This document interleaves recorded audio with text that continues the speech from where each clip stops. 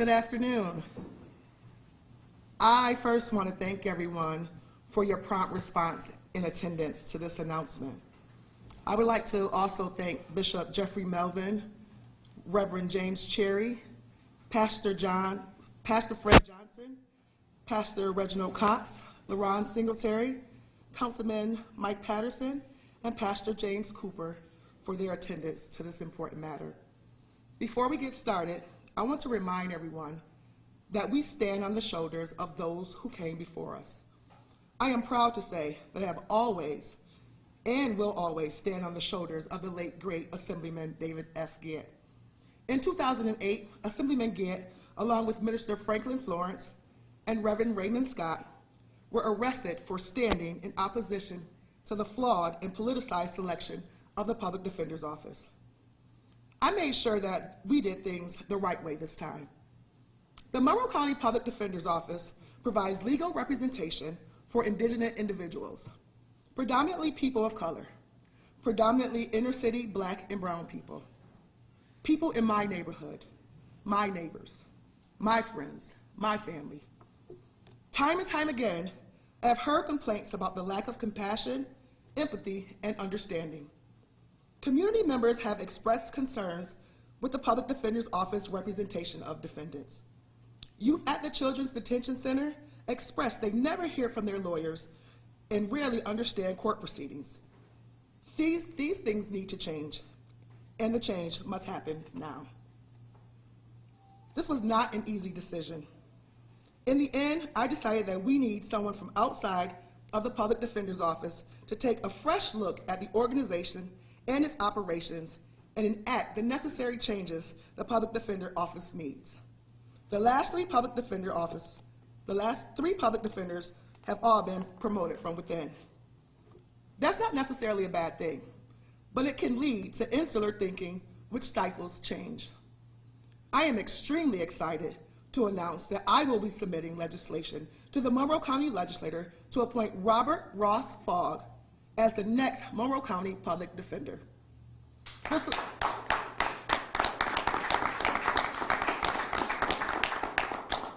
The selection of Mr. Fogg is extremely important, and I want to explain why he is the right person for the job.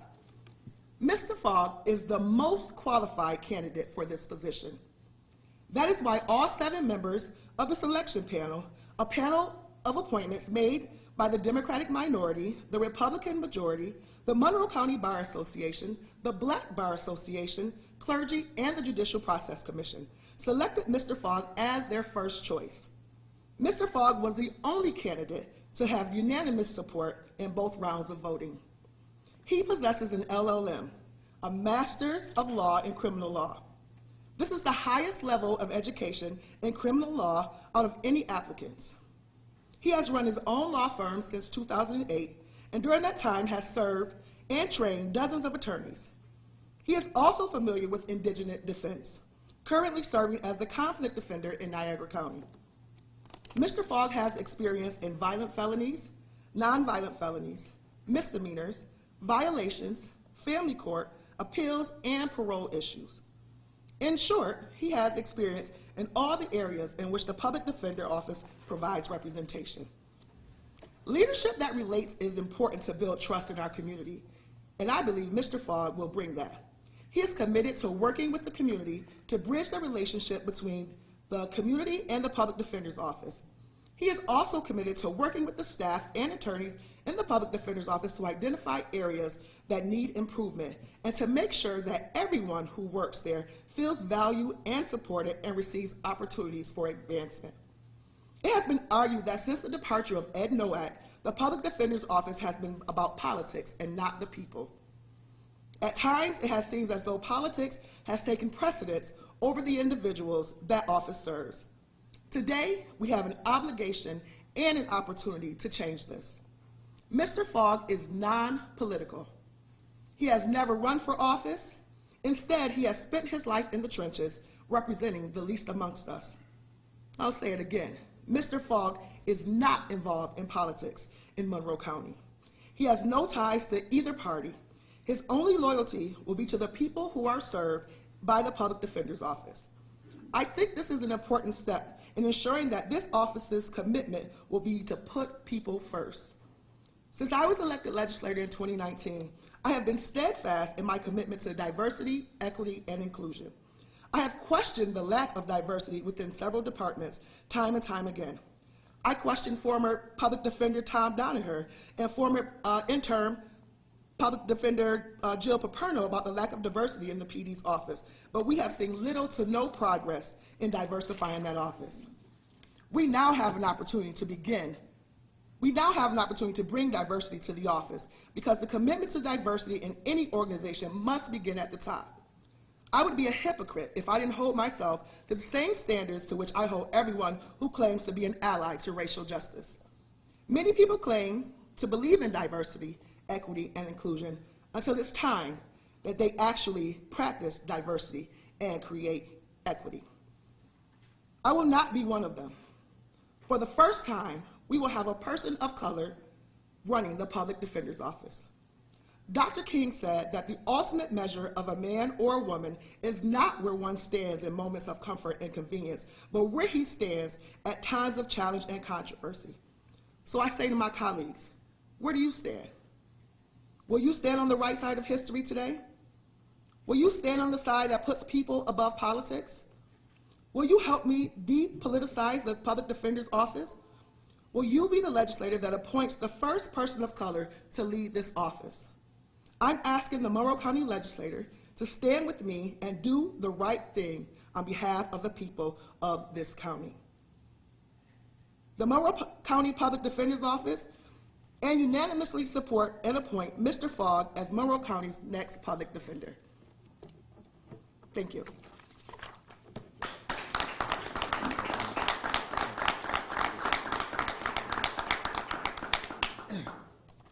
Should I? Yes. Yep, go right ahead. Thank you, Madam President. Thank you, Reverends and Pastors. Thank you, Legislative Brew. I appreciate your support. And I appreciate everybody's support. The Public Defender's Office is an important office. It's one that should be run with integrity through and through. It should be independent of political pressure, and it should be an advocate for the people. Not only for the people that are its clients, but for the people who exist in the community today and tomorrow. There are certain laws that are on the books that may be or should be overturned. There are certain laws and certain issues that should be challenged. And it will be the job of the Public Defender's Office to advocate for the proper administration of the law in the name of justice. This is something that I hope that I would be able to bring to Monroe County. I have met several people from the Public Defender's Office. They're all great folks. They know what they're doing. The office itself is a strong office with a great reputation in New York State, let alone throughout the nation. It is my hope that we can continue that reputation, foster good trust within the community, and know that our office is not there just simply to push you through, but to help you through. I thank the Madam President, I thank everybody for their support, and I look forward to working with everybody in the PD's office. I look forward to working with the community and the community members at large, and I look forward to advocating for my clients and helping my fellow PDs do the best that we can in every day that we stand before the court. Thank you.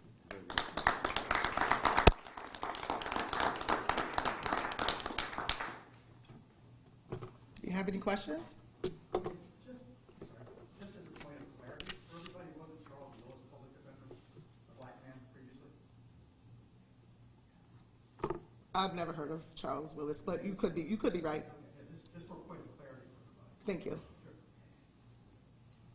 Sure. Madam President, what took so long? It's been about 3 months since the finalists were announced, and there's been a lot of speculation as to what's been going on behind the scenes. Can you fill us in? What took so long? Sure. So this was one of the most important appointments the legislature had to make, and I wanted to be sure that it was not a rushed one. There was a lot of pressure coming from certain legislators to sort of attempt to sway the way that I should select the next PD, and it was more politicized. And so I wanted to ensure that this process was not politicized and that we really did our due diligence in vetting the candidate for this position. Madam President, seems to be the Democratic caucus is questioning your selection. Just to make things straight, it's just a selection for now. He's not, Mr. Fogg is not the public defender. No, so it needs to come to the floor for a vote, which will happen shortly. Do you believe you have the votes? I believe that the legislators will do what's right in this situation. Can I dovetail on that? Have you polled members? Do you know how many you have supporting Mr. Fogg? I've reached out to all 28 legislators, and I've had a conversation about supporting Mr. Fogg for this position. What about the statement that reads, a public defender should be appointed by the county legislature for a term of 2 years? I'm sorry, was that a question? That's part of the question they're asking, I think, the Democratic caucus. So yeah, per the charter, I believe that the public defender is in position for 2 years. Mr. Fogg, can you answer some questions? Sure.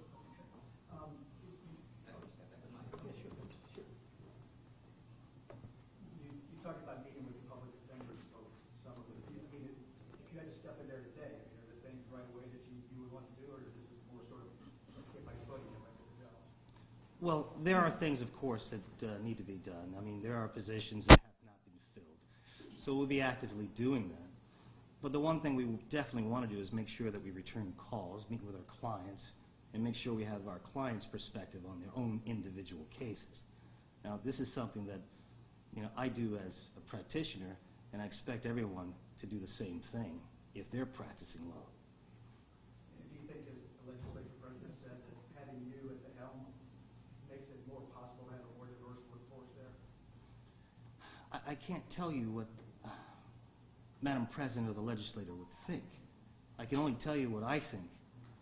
And what I think, to be a minority at this time, at this junction of history, is important. And to be in a particularly important position such as this is also important. And what it does, it signifies to the world, it signifies to young black and brown women and boys and girls that you can be and you can put yourself in a place to be. And what's most important is that if you're looking for diversity, if that's truly what you want, you have it here today. Now, no one should be pushing forth a statement of diversity and then somehow deny that opportunity. But nevertheless, I'm here, and I do believe that I could fulfill the job with great honor and great respect for all. Mr. Fogg, how will you, if chosen, voted in, revolutionize the office? Did you say revolutionize? I meant change the office, change the culture of the office. Well, if the culture is one of animosity, that has to be changed, but I don't believe that is the case. Once we're there, it's just a matter of let's keep it going, keep them going strong. There are no plans to change or even ideas that should be changed. The people that work there are excellent folks. They work hard every single day. They do what they have to do. There's no need to change that. But there is a need, and always a need, to look for improvement. And that's something that we can all do jointly together. Thank Thank you. Excuse me? I meant to say improvement. Improvements, yes. Madam President, I wanted to give the clergy an opportunity to speak, so we'll resume with your questions afterwards. Thank you. Bishop Melvin. Let me say on behalf of these clergymen that you see standing with us, 24 hours ago, I stood at Tops along with many clergy and community members on behalf of the officer that was slain and the one that was shot. We stood supporting the officer and praying for them. These people that you see behind me, we're the ones that get the call at 2 o'clock in the morning. We get the call when a young man has been accused of a crime. We also get a call when that person has to be identified at the morgue. We're on both sides. So for we clergy members, it's not political. We want the best person to represent the 80% of the people being arrested. 80% of the people being arrested in Monroe County are black males. Mr. Fogg was the most educated person that we interviewed. We thought he was the most qualified, and he unanimously was chosen to be the next PD who we thought should be the next PD. So what we're doing in support of Ms. LaMar, and we ask her if we can be here, we want to urge the legislators to, let's not politicize this thing. Give this man 2 years, put him in office, and let him represent the people. We have young men and women to talk to us and say we never even talked to our PD until we were in the elevator on the way to court. And so the thing that we liked about, one of the things we liked about him was, he said he's going to go out in the community, have meetings, and tell the community how the office works. Let them know what to do if your son or daughter is in trouble. And he's been on both sides of, the aisle as far as that goes. So that's what we're here for, to urge our legislators to get behind this person, Mr. Fogg. He is educated. He's the most educated. He was unanimously chosen among the panel members to be the next PD, and we want them to put him in and give him an opportunity to serve our community. Thank you. Any questions for myself or clergy? Okay, thank you.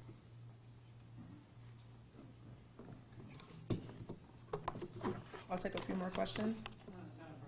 We've been talking about this office being politicized wrongly, and you kind of touched on a little bit in your opening remarks of making sure that the selection, the appointment is made on merit. Can you kind of go into a little bit more depth on how you made sure that this wasn't a politicized appointment, that this was in fact an appointment based on merit? So absolutely.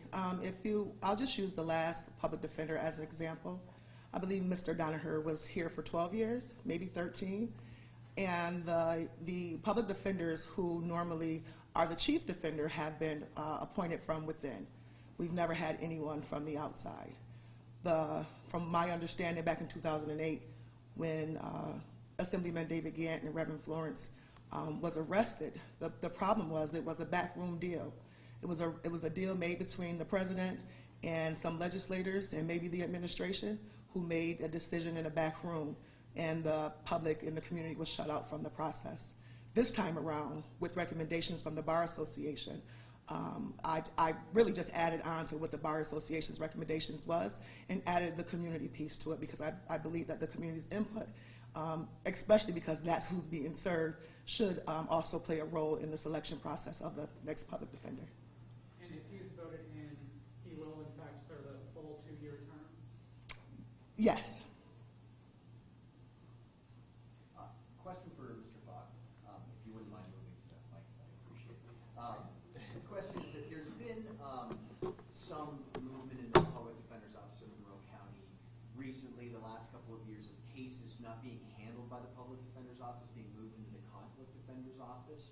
I don't know how much of a factor that was in the committee making its decision about how things maybe need to change in the Public Defender's Office, but has this come to your attention, and if so, what if anything, do you see a need to change that?